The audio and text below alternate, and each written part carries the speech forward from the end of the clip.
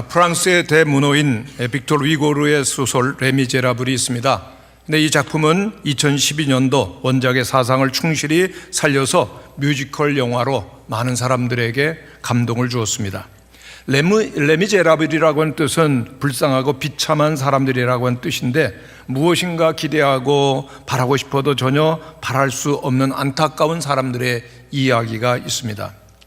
이 책은 프랑스 역사상 가장 절망적인 상황 속에서 비참하게 살아야 했던 사람들을 배경으로 하고 있습니다. 그래서 그들은 이렇게 노래하는 노래 장면이 나옵니다. 해지고 밤이 되어도 변한 건 없지, 우리에겐 그날이 그날일 뿐, 산다는 건 싸움과 투쟁뿐이야, 내일이 와도 무슨 의미가 있을까. 그리고 작품들의 작품의 여러 주인공들의 이야기가 이어지는데요, 굶주린 조카 딸을 위해서 빵 하나를 훔쳤기 때문에 19년을 옥에서 살아 있었던 장발장, 아이를 숨겨서 결국은 공장에서 쫓겨나고 거리의 여자로 전락하여 죽게 되는 판틴, 여관 주인 부부의 억압에 시달리던 판틴의 딸 코제트, 그리고 희망이 없이 그저 거리에서 살아가는 여러 여인들, 가난과 질병으로 죽어가야 하는 많은 어린이들, 이들의 삶이 정말 비참했었던 이유는 아무런 소망이 없었기 때문입니다. 레미제라블은 전쟁과 아픔, 억압과 폭력이 가득한 세상에 과연 내일이 있는가? 그리고 과연 내일이 있다면 그 내일을 어떻게 우리는 소망할 수 있는가를 질문하고 있습니다. 이 이야기의 주인공인 장발장은 주교의 사랑을 통해서 새로운 인생을 살게 됩니다만 그를 집요하게 쫓는 자가 생깁니다. 장발장의 정체를 파헤친 자베르 형사는 끝까지 포기할 줄을 모르고 따라옵니다. 그러나 이미 장발장은 예수님의 사랑을 알고 예수님의 사랑을 나누며 사는 사람으로 바뀌었습니다. 그는 자신을 심판하려고 하는 자베르 형사를 죽일 수도 있었지만 아무 조건 없이 그를 풀어줍니다. 또 목숨을 걸고 코제트가 사랑하는 마리우스를 구해내죠. 한편 혁명가들은 백성들의 증오와 분노를 일으키는데 성공을 하게 됩니다. 그러나 진정한 변화를 이끌어내지 못하고 실패를 하고 마는데, 분노로 인한 동력이라고 하는 것이 결코 오래 지속될 수 없기 때문입니다. 영화의 마지막 장면이 참으로 감동적인데, 장발장은 자기의 인생을 딸 코제트에게 이렇게 정리를 하고 있습니다. 증오로 가득한 자, 그 증오로 인해 죽을 수밖에 없는 한 죄인에게 사랑이 임했고 너를 통해 그 사랑을 배워 나갔단다. 장발장은 다른 사람에게 흘려보냈던 그 하나님의 사랑이 다시 그로 하여금 하나님의 사랑으로 들어가게 하는 것을 경험한다고 고백하죠. 그렇게 해서 장발장은 주님의 얼굴을 보면서 천국에 들어가고 영원한 하나님의 사랑의 품 안에 안기는 것으로 작품은 마치게 됩니다. 이 작품 가운데서 장발장은 끝까지 자신을 누구로 봅니까? 죄인으로 봅니다. 그러나 하나님의 은혜로 구원을 받고 사랑을 받으며 사랑하는 자로 살 수 있음을 강력하게 말해줍니다. 오늘 우리가 사는 세상 정말 고통과 슬픔이 가득합니다. 절망적인 세상이라고 많은 사람들이 말하는데, 이러한 세상에서 가장 기다려지는 것이 기쁨의 소식입니다. 근데 성경은 성탄의 큰 소식을 기쁘다라고 말합니다. 근데 왜 기쁜 것이죠? 하나님께서 비천한 우리를 찾아오셨기 때문이요, 찾아오신 그분이 우리와 함께한다는 임마누엘의 은혜 때문인 것입니다. 우리는 성탄절을 또다시 맞이하면서 예수님이 이 세상에 오신 의미를 깊이 생각하게 됩니다. 예수님의 오심이 어떻게 우리에게 큰 기쁨의 소식이 될 수 있겠습니까? 첫 번째로 성탄의 큰 기쁨의 소식은 우리를 위하여 구주가 나셨다는 소식이기 때문입니다. 천사들이 두려워하는 목자들에게 선포한 메시지가 있습니다. 천사가 이르되 무서워하지 말라, 내가 온 백성에 미칠 큰 기쁨의 좋은 소식을 너희에게 전하노니 오늘 다윗의 동네에 너희를 위하여 구주가 나셨으니 곧 그리스도 주시니라. 너희를 위하여 누가 나셨다고요? 구주가 나셨다고 했습니다. 그렇습니다. 예수님께서 오신 것이 큰 기쁨의 소식이 되는 것은 예수님께서 우리를 구원하시는 구주로 오셨기 때문입니다. 마태복음에 보면 천사가 마리아 데려오기를 무서워하는 요셉에게 이렇게 말합니다. 아들을 낳으리니 이름을 예수로 하라. 이는 그가 자기 백성을 그들의 죄에서 구원할 자이심이라. 예수님께서 구주라고 불리우시는 것은 주님께서는 구원하시는 분이시기 때문입니다. 그냥 일반적인 고통의 문제에서 우리를 건져주시는 일반적인 구원이 아닙니다. 영적인 원수들로부터 구원하는, 특별히 죄와 사망에서 구원하시는 분, 바로 예수님이십니다. 그 당시 유대인들은 얼마나 구세주를 갈망하고 있었는지 모릅니다. 로마의 멍에를 끊어버리고 이방의 세력의 속박에서부터 그들을 구원할 자를 고대했습니다. 그러나 하나님의 아들 예수 그리스도께서는 그러한 목적으로 오시지를 않았습니다. 더 깊은 영적인 문제로부터, 근본적인 문제로부터 구원해 주시기 위한 구주로서 그의 백성들을 그들의 죄로부터 구원하여 주심으로 그들을, 그 영혼을 억누르고 있는 죄와 저주와 사망의 멍에를 꺾으려고 오신 분이십니다. 그래서 예수님이 태어나셨을 때 천사는 너희를 위하여 구주가 나셨으니 곧 그리스도 주시니라고 그렇게 선포했었던 것입니다. 이 땅에 오시는 하나님의 아들 예수 그리스도께서 과연 어떤 분이신지를 알려주는 것입니다. 예수님은 누구시며, 예수님은 무엇을 위해서 오시며, 예수님은 어떻게 태어나시며, 예수님은 그 성육신의 목적이 무엇인가를 이 천사는 알려주었던 것입니다. 많은 분들이 예수 그리스도 선지자 중에 하나요, 교사 중에 하나요, 지도자 중에 하나라고 고백하는 경우가 종종 있습니다. 그러나 예수님은 구주로 오셨다라고 천사는 선포합니다. 한번 따라 하시기를 바랍니다. 예수님은 구주로 오셨습니다. 예수님은 구세주라고 하는 것입니다. 그렇기 때문에 오늘 예수님이 나의 구주가 되신다는 사실을 모르면 여러분들은 예수님을 모르는 것입니다. 그리스도는 위대한 모범을 보이시고 높은 도덕을 가르치신 성인으로 세상은 말하려고 합니다마는 아닙니다. 예수님께서는 십자가에 피 흘려 돌아가심으로 우리를 구속하셨고 죽음으로써 우리를 죄 가운데에서 구속하신 구주라고 하는 사실을 우리는 알아야 되는 것입니다. 우리 가운데 오신 하나님의 아들 예수 그리스도의 가장 중요한 목적이 있습니다. 죄로부터 그의 백성을 구원하는 것입니다. 그렇습니다. 예수님은 나의 구주이십니다. 이사야 선지자의 외침을 우리는 기억합니다. 땅의 모든 끝이여 내게로 돌이켜 구원을 받으라. 나는 하나님이라 다른 이가 없느니라. 성경이 말씀하고 있는 유일한 주제, 계속되어서 흐르고 있는 주제는 우리 인간의 구원인 것입니다. 그리고 만왕의 왕이신 예수 그리스도께서 유일한 구주가 되신다라고 하는 사실입니다. 예수 그리스도 외에는 그 누구도 이 땅에 있는 사람들을 구원할 수가 없습니다. 예수님께서는 예수님의 삶과 예수님의 십자가를 지심으로 우리를 구원하십니다. 다른 어느 누구도 그렇게 우리를 구원할 수가 없는 것입니다. 오직 유일하게 예수 그리스도만이 우리를 구원하십니다. 다른 어떤 사람을 통해서가 아닙니다. 오직 예수 그리스도께서 친히 십자가에 피 흘려 돌아가신 그 보혈로 말미암아 우리의 모든 죄를 정결하게 하시는 분이십니다. 예수님은 그 일을 그 누구에게도 맡기지 아니하실 것입니다. 주님께서 우리의 구원을 시작하셨고 주님께서 우리의 구원을 이루어 나가실 것이고 주님께서 우리의 구원을 완성하실 것입니다. 할렐루야. 그렇기 때문에 예수님은 우리의 구주이십니다. 예수 그리스도께서는 당신의 백성을 저들의 죄에서부터 철저하게 그리고 완전하게 구원해내시는 분이십니다. 하나님께서는 우리에게 천하 인간의 구원 얻을 만한 다른 이름을 주신 일이 없기 때문입니다. 그렇습니다. 예수님과 우리가 만날 수 있는데 예수님과 우리가 만나는 그 영혼의 첫 번째 고리가 무엇인 줄 아십니까? 우리가 선하기 때문이 아니라 우리가 악하기 때문입니다. 예수님과 우리가 만날 수 있는 것은 우리의 공로 때문이 아니라 우리의 비참함 때문인 것입니다. 우리가 당당하게 서 있기 때문에 예수님을 만나는 것이 아닙니다. 우리가 넘어진 것이 예수님과 우리의 사이를, 우리의 영혼을 이어주는 첫 번째 고리가 되는 것입니다. 우리의 부요함이 아닙니다. 우리의 그 처절한 궁핍함이 우리의 영혼과 예수 그리스도 사이를 연결해 주시는 첫 번째 연결교리가 되는 것입니다. 예수님께서는 당신의 백성들을 찾아오십니다. 그러나 그럼에도 불구하고 우리 당신의 백성들의 아름다움을 노래하고 그들에게 상 주시기 위해서가 아닙니다. 예수 그리스도께서 당신의 백성들을 찾으신 것은 그들의 흉측함을 제거하시고 그들을 용서하시기 위해서 오신 것입니다. 예수님께서는 의인을 부르러 온 것이 아니라 죄인을 부르러 오셨습니다. 그렇기 때문에 우리가 예수님께로 나아가기를 원한다면, 내가 예수 그리스도 사람이 되기를 원한다면 먼저 고백할 것이 있습니다. 나는 죄인입니다. 여러분 믿습니까?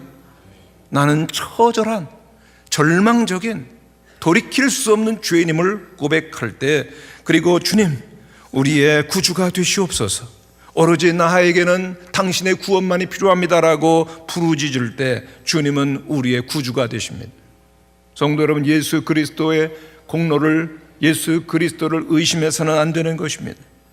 그리고 또한 우리가 주님 앞에 나갈 때 우리의 죄를 진정으로 고백해야 됩니다. 우리의 마음과 생각으로 지었던 죄, 우리의 말과 행위로 지었던 모든 죄를 주님께 고백하는 회개가 있을 때 주님께서는 우리의 그 모든 죄에서부터 우리를 구원하여 주시는 것입니다.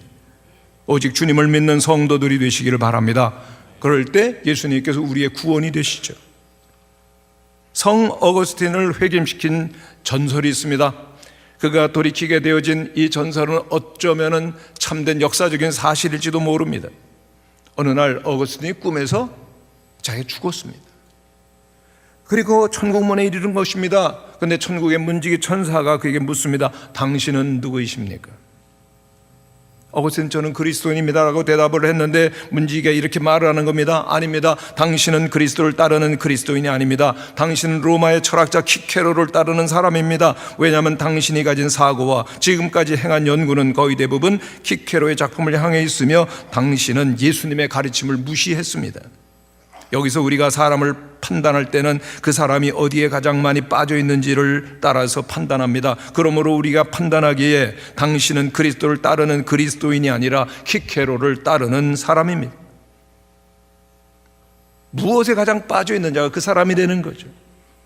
어거스틴은 깨어나서 깨닫습니다. 그리고 지금까지 연구한 모든 고전들과 목표로 삼았던 수사학들을 옆으로 제쳐놓습니다. 그리고 고백합니다. 나는 이제부터 한 사람의 그리스도인이요 신학자가 되겠다. 그로부터 그는 자신의 생각을 오직 하나님의 말씀에 헌신했고 자신의 글과 말로서 진리 안에서 다른 사람들을 가르치는 일에 전념한 위대한 기독교의 신학자가 된 것입니다. 그리고 한 사람의 그리스도인으로 살았습니다.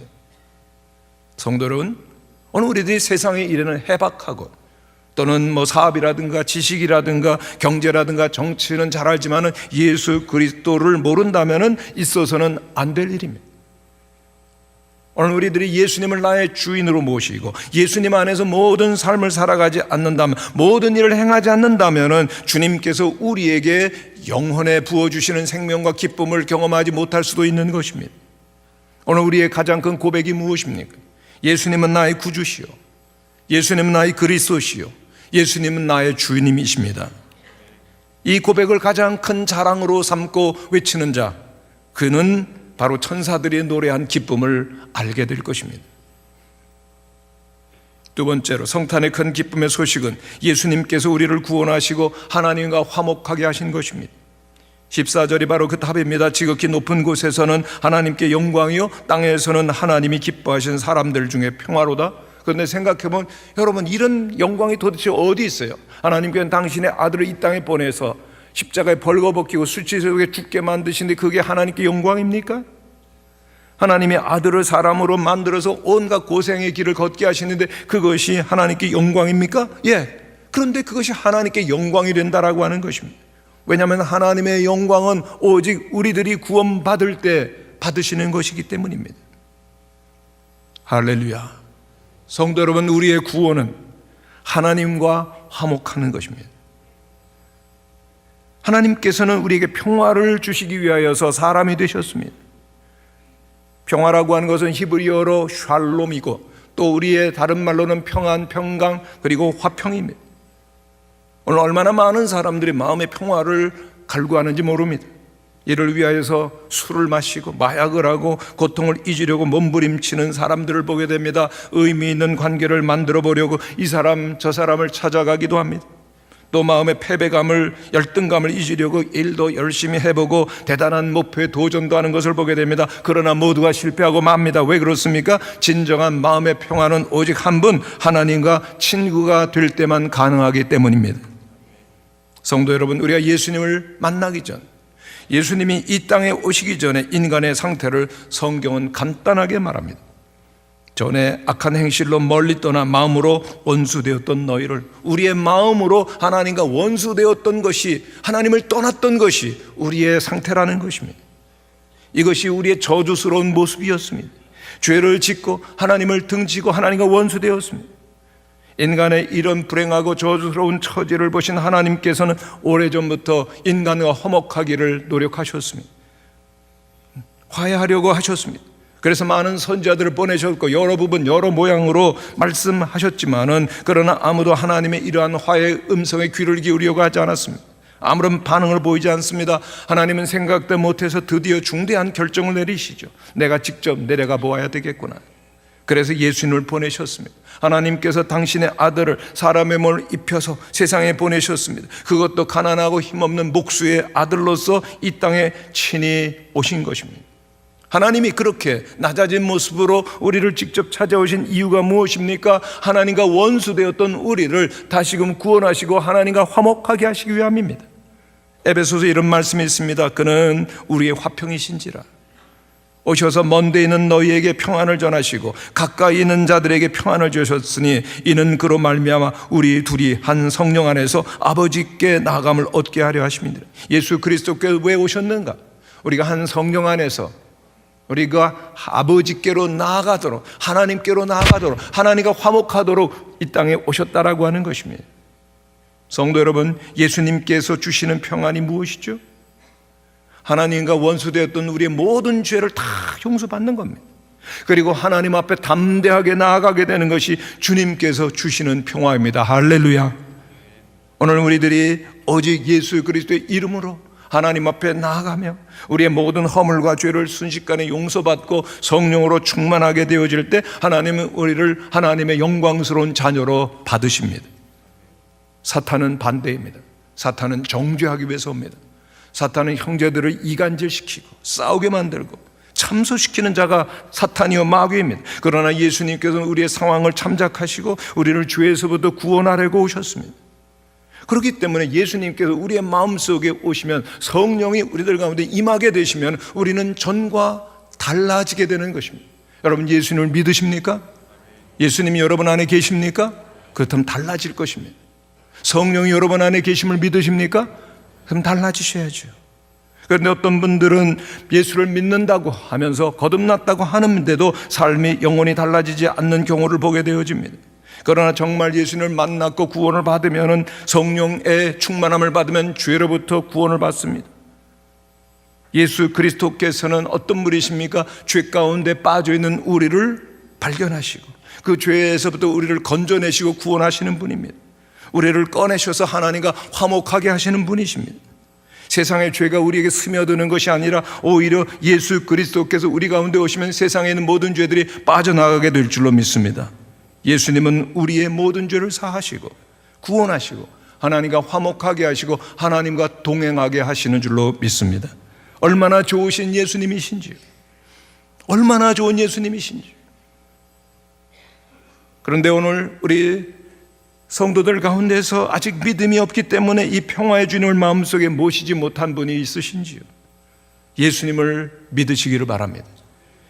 예수님과 함께 사시기를 축원합니다.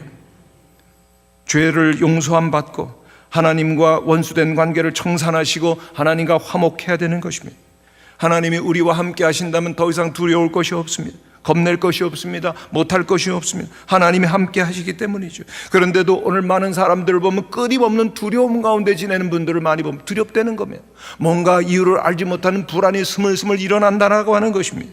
그 영혼이 마음이 안개가 자욱에 낀 것 같은 상태에 있고 미세먼지가 낀 것 같은 상태에 있다라고 고백하는 사람들이 얼마나 많이 있습니까? 왜 불안하고 왜 두려운 것입니까? 그것은 미래에 대한 두려움 때문이요 불안 때문입니다.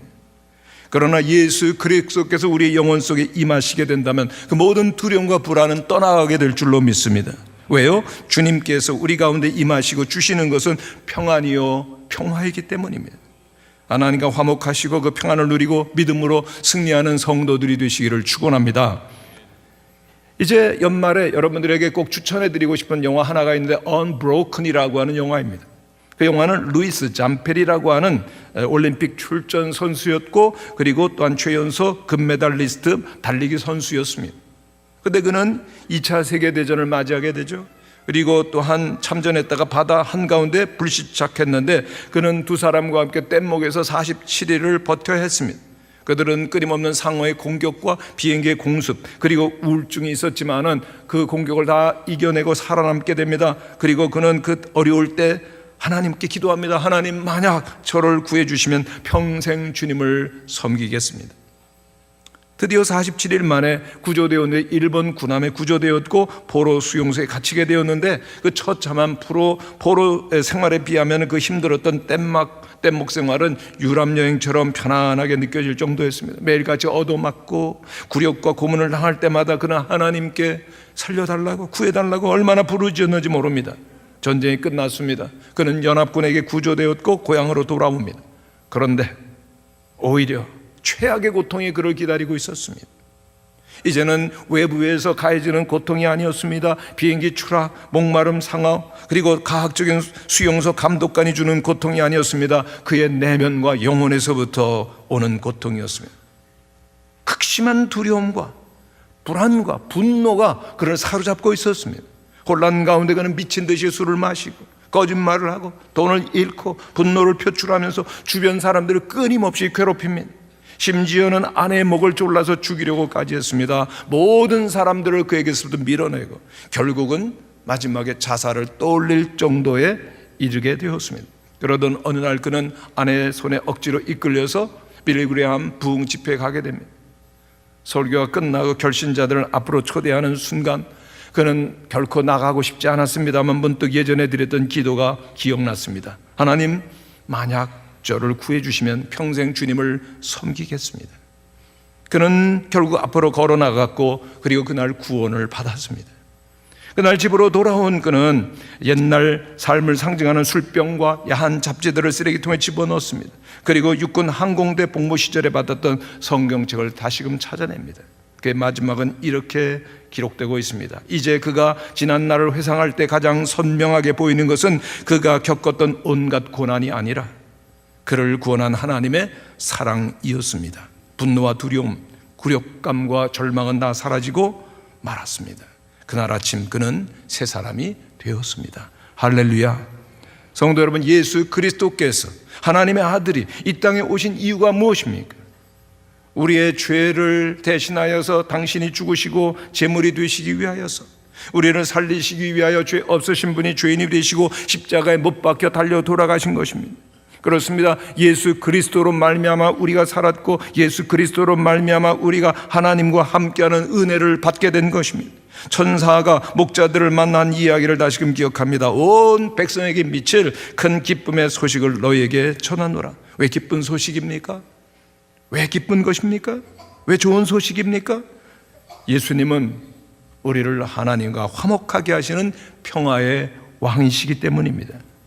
주님께서 주시는 하나님과 함께하는 평화는 그 세상의 어떠한 어둠도 혼돈도 가운데서도 없어지지 아니하는 진정한 강력한 것입니다. 주님께서 주시는 평화는 폭풍이 몰아치는 바다에서도 사망이 음침한 골짜기 속에서 우리를 지켜주시는 진정한 평안인 것입니다. 세 번째로 성탄의 큰 기쁨의 소식은 예수님께서 우리를 이웃과 화목하게 하신다는 것입니다. 여러분, 우리의 그 많은 죄들을 그리스도 예수의 이름으로 씻김받고 성령이 충만하고 하나님과 평화를 누리는 사람들은 놀라운 변화를 경험하게 되는데 그 변화는 자기 안에 어떤 이상한 능력이 생기는 것을 경험하는 것입니다. 무슨 능력입니까? 다른 사람들을 용서하고 사랑하고 화평하게 되는 능력입니다. 왜요? 평화로우신 예수 그리스도께서 내 영혼 속에 찾아오셨기 때문에 형제를 용서하고 사랑할 수 있는 능력이 우리 안에서 생긴 것입니다. 평화로우신 예수 그리스도, 그분이 우리를 다스려 주시기 때문에 그 은혜로 말미암아 이웃을 용서하고 화목하고 화평하게 되는 능력의 소유자 하나님의 자녀가 된 것입니다. 할렐루야. 성도 여러분, 구원이라고 하는 것이 무엇입니까? 구원은 단지 죄악에서 건진받아서 천국에 가는 것을 의미하지 아니합니다. 구원은 궁극적으로 변화되는 것입니다. 한번 따라해 주시기를 바랍니다. 구원은 변화되는 것입니다. 그렇습니다. 구원의 본질과 핵심은 좋은 곳으로 가는 것이 아닙니다. 물론 좋은 곳으로 가야 되겠지만은 그 좋은 것은 좋은 사람이 가는 것입니다. 영생이라고 하는 것은 천국에 가는 것 이상입니다. 영생이라고 하는 것은 내가 지금 어떠한 종류의 삶을 살지를 결정하는 것입니다. 여러분, 사랑하는 자 천국을 경험할 것입니다. 미워하는 자 지옥을 경험하고 있는 것입니다. 예수님은 천국에 들어가는 것보다 천국이 우리에게 임하는 것에 대해서 너무나 많이 가르쳐 주셨습니다. 우리 누가복음 17장의 말씀 같이 읽어보겠습니다. 누가복음 17장 같이 읽어 시작. 하나님의 나라는 볼 수 있게 임하는 것이 아니요 또 여기 있다 저기 있다고도 못하리니 하나님의 나라는 너희 안에 있느니라. 하나님의 나라가 어디에 있습니까? 우리 안에 있어요. 내 안에 있습니다. 예수님이 우리 안에 계실 때, 성령이 우리 안에 계실 때 천국은 우리 안에 임하게 되는 줄로 믿습니다. 달라스 윌라드 영성가는 이렇게 우리에게 말하고 있습니다. 우리는 구원이라는 기독교 개념을 철저히 다시 생각해야만 합니다. 구원이 무엇입니까? 여러분, 구원 받으셨어요? 예수 믿고 천국 간다. 예수 믿고 구원받고 천국 간다. 그것이 구원의 전부입니까? 많은 경우에 우리는 복음을 어느 순간 천국에 죽어서 가는 것으로만 구원을 축소시키는 그러한 잘못을 범할 때가 있습니다. 성도 여러분, 영원이라고 하는 것은 예수 그리스도 안에서 누리는 삶을 의미하는 것입니다. 그렇다면 지금도 우리는 이미 예수 그리스도 안에서 영생을 살 수 있는 것입니다. 주님이 생명이시고 주님이 능력이시기 때문입니다. 믿습니까? 잘 알려진 크리스마스 캐롤의 주인공 스크루지, 그는 탁월한 사업가입니다마는 그러나 목적은 금고에 돈만 쌓아두려고 하는 수전노였습니다. 돈을 지키는 노예였죠. 그러다가 그는 성탄절 전야에 자기의 삶이 얼마나 비참하고 자기의 영혼이 얼마나 불행하고 위태로운지를 깨닫게 됩니다. 그리고 변화됩니다. 후히 사랑하고 베푸는 자로 변화되죠. 성도 여러분, 우리들이 이번 성탄절을 맞이하면서 이러한 깨어남이 우리에게 있게 되기를 간절히 축원합니다. 깨어나는 거죠. 와, 내가 어떻게 살고 있는가? 하나님께서는 오늘 우리에게 명령하십니다. 할 수 있거든 너희는 모든 사람과 더불어 화목하라. 그리고 계속 명령하십니다. 내 사랑하는 자들아, 너희가 친히 원수를 갚지 말아라. 원수를 사랑하라. 주님께서 왜 원수를 사랑하고 화목하라고 명령하십니까? 이렇게 명령하실 때는 이 명령을 순종할 수 있는 충분한 은혜가 우리 뒤에 따라오기 때문입니다. 사랑하려고 하고 용서하려고 하고 화목하려고 하면은 하나님께서 은혜를 주시는 줄로 믿습니다. 왜 이런 명령을 주시는 겁니까? 우리가 하나님과 화목했기 때문에, 예수 그리스도께서 우리 안에 계시고 우리를 다스리고 계시기 때문인 것입니다. 주님께서 우리 안에 계시고 주님께서 우리에게 성령으로 말미암아 능력을 주시기 때문에 우리들은 이제는 우리의 형제들까지도 용서하고 사랑하고 포용할 수 있는 사람이 된 것입니다. 그러니 이 말씀은 남에게 주는 이야기 아닙니다. 한갓 종교적인 미사여가 아닙니다. 할 수 있기 때문에 주님께서 사랑하라고 용서하라고 화평하라고 주시는 명령입니다. 교회를 다니는 우리 모든 그리스도인께 주시는 하나님의 명령입니다. 구원이 무엇입니까? 구원은 예수님과 영원히 함께하는 것입니다. 우리 모든 성도들은 예수님과 영원히 함께 하시기를 축원합니다. 영원히 예수님과 함께하는 자 어떻게 살 것입니까? 영원히 사랑함으로, 영원히 예수님을 닮아감으로 살아가죠. 그리스도인에게는 가장 위대한 표식 두 가지가 있습니다. 그것은 주는 것, 그리고 용서하는 것입니다. 성경에 있는 또 우리들 주변에 하나님과 함께하는 사람들을 보면은 두 가지의 위대한 표시가 있어요. 반드시 주고자 하는 마음, 그리고 용서하는 마음, 섬김과 사랑의 마음이죠. 성도 여러분, 여러분에게 한 가지 질문을 드립니다. 여러분은 누구 편이십니까? 도대체 누구 편이냐? 두 가지 중에서 하나를 선택하시면 되겠습니다. 하나님 편입니까? 아니면 내 편입니까? 그럼 어느 편이세요? 나는 그리스도 안에서 죽고 이제 그리스도가 내 안에서 살기 때문에 진정한 그리스도인이라면 철저히 어느 순간 어떤 상황 속에 살아도 오직 한 분 하나님의 편으로 살게 될 것입니다. 교회 안에서 가장 많이 알고 있지만 가장 잘 안 지켜지는 것이 원수를 사랑하라, 화평하라고 하는 주님의 가르침입니다. 사람들은 편 가르기를 너무나 좋아합니다. 그러나 기억하셔야 될 것은 우리가 원수를 사랑하고 그리고 용서하고 화평할 때만 그리스도를 따르는 제자가 된다는 것입니다. 오늘 우리에게 가장 중요한 것이 무엇입니까? 성공과 그리고 또한 성취가 아니라 예수 그리스도가 내 안에 계시는 것입니다. 예수 그리스도께서는 우리의 모든 죄를 용서해 주셨습니다. 그래서 우리는 늘 고백해야 됩니다. 나는 용서받아야 하고 용서해야 될 사람입니다. 아멘이십니까? 한번 따라 하시기를 바랍니다. 나는 용서를 받아야 하며 용서해야 합니다. 아멘이십니까? 이 사실을 인정하는 것이 바로 어디입니까? 교회입니다. 하나님의 교회입니다. 그럼에도 불구하고 교회 안에서 볼 때 평화의 왕을 아직 만나지 못한 사람처럼 예수님이 그 마음에 계시지 않은 것처럼 형제와 원수되는 일들을 많이 볼 수가 있습니다. 한번 상처를 받으면 두고두고 그 상처가 문 상처가 되고 고침을 받지 못하는 불행과 비극이 여기저기 생겨납니다. 입으로는 용서한다고 하지만은 마음으로는 용서를 안 해요. 입으로는 좋은 말을 하지만은 마음으로는 그의 실수를 절대로 잊지 아니하고 분노한다고 하는 모습을 보게 됩니다. 가정에서도 그래요. 부부끼리, 고부간에, 형제들끼리도 그러합니다. 때로는 교회 안에서 하나님께 예배를 드리는데 바로 옆에 있는 형제들까지 아직 용서하지 못하는 앙금을 가지고 예배를 드린다면, 만일 우리가 이런 형태 속에 있다면 그는 아직 평화의 왕으로 오신 예수 그리스도를 만나지 못했고 주님이 내 안에서 다스리지 계시지 못한 증거가 될 수 있는 것입니다. 하나님 앞에 모든 죄를 용서함 받고 하나님과 화평한 사람이라면 우리는 용서하는 자로 살아가는 것이죠. 여러분, 예수님을 믿으십니까? 예수님이 여러분 안에 계심을 믿으십니까? 그렇다면 평화의 왕 예수 그리스도께서 나를 지배하셔서 하나님과 화목한 사람으로 살아가야 되는 것입니다. 그리고 어디를 가든지 화목해 하시는 예수 그리스도께서 우리에게 강권하시듯 우리는 사랑할 것이고 용서할 것이고 화평할 것이고, 그리고 내가 있는 곳에 그리스도 예수의 향기가 진하게 퍼져가며 진정한 사랑이 꽃피게 하는, 화평케 하는 하나님의 사람들이 되어야 될 것입니다. 주님이 친히 하신 말씀을 기억합니다. 한번 읽어보겠습니다. 시작. 화평케 하는 자는 복이 있나니 그들이 하나님의 아들이라 일컬음을 받을 것이며. 분쟁과 파벌과 미움이 가득한 세상 가운데 있지만 주님께서는 올해도 어김없이 큰 기쁨의 소식인 성탄절을 허락해 주십니다. 이 성탄절기에 우리 모두가 하나님의 아들이요 딸이라 일컬음을 받게 되시기를 간절히 축원합니다.